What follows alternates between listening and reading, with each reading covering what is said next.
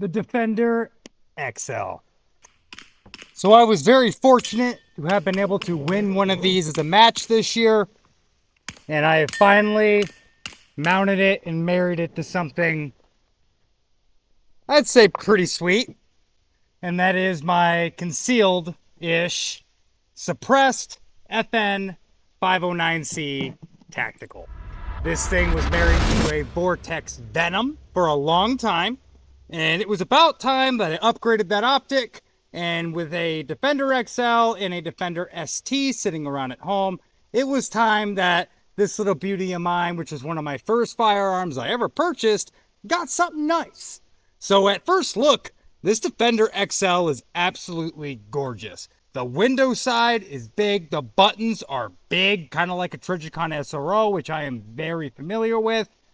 You get the large amount of brightness settings that you get with any of its competitors. The battery itself is a very different setup, as it has this little pin here you push in and a spring-loaded clip that holds the battery compartment down, which is pretty sweet.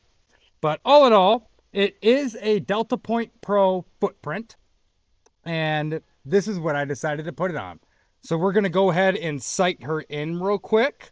Now that she's mounted, I'm sitting at about 30-ish yards from some steel targets I have out there, and I'm pretty much just going to go for those. Sight this thing in at about 25, 30.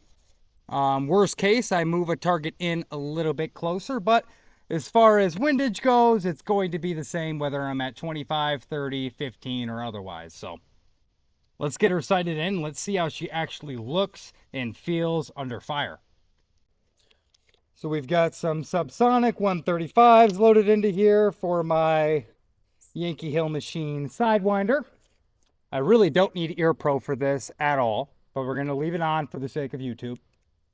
And let's see how the first shot lines up.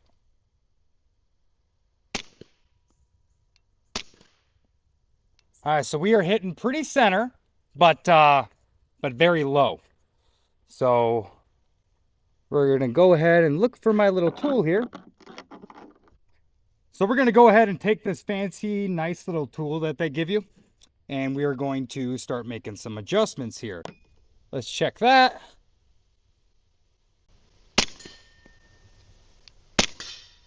All right, so now that we've got her sighted in, the dot is extremely crisp. Just like any of your big window optics, you're going to get quite a bit of gas coming back onto it, especially with the suppressor here. But all in all, this thing by far stands up to the test of quality at first look. Obviously, putting a lot of rounds on it is the only way to truly tell, but at the end of the day, it's Vortex, and they have that unquestionable lifetime warranty, kind of like Leupold. So if you do break it, they will just replace it, no questions asked. Anyway, all in all, this thing is gorgeous. That heavy stippling that's on the front of it that allows you to do off the wall, off an object, or smacking racks, whatever it's going to be, it really protects that glass in the front and makes it very user-friendly at the end of the day. So all in all, my first impressions at this Defender XL is wonderful. As soon as I have a competition gun that has a footprint to take this, it's going to get moved to one. But as of right now, I have been pretty married to RMR cuts, going back and forth between either Lux Tactical, Trijicon, or Hollow Sun. But that is your Defender XL. Check these things out, man. They are hot. And so is that. That's hot.